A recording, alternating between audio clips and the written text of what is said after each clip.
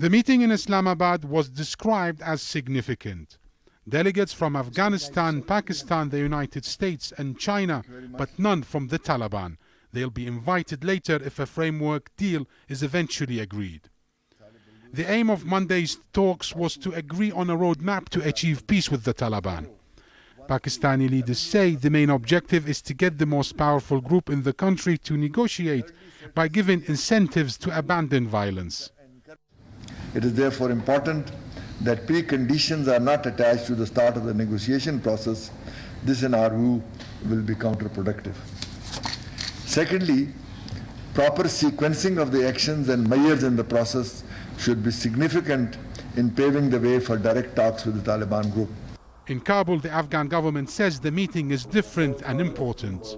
The doors for peace is going to be opened to all those groups that are willing to come to the negotiation table, but with those who do not come to the negotiation table, both countries have already agreed to work out some very practical and significant steps in fighting those groups with all available means.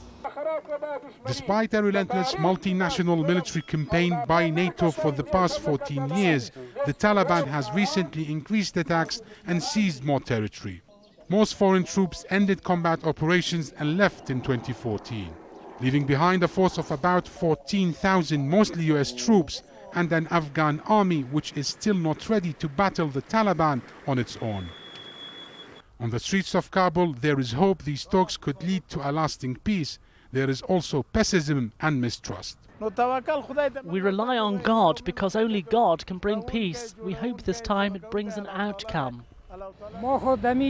We are not even hopeful because they've been talking over the last 15 years with no result. Reaching peace depends on a number of factors, including the rise of the Islamic State of Iraq and the Levant in Afghanistan and the sincerity of the many regional and international stakeholders.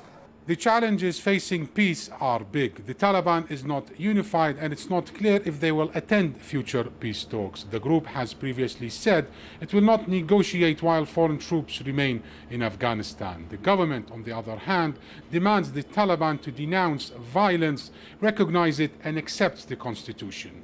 Amar Saleh, Al Jazeera, Kabul.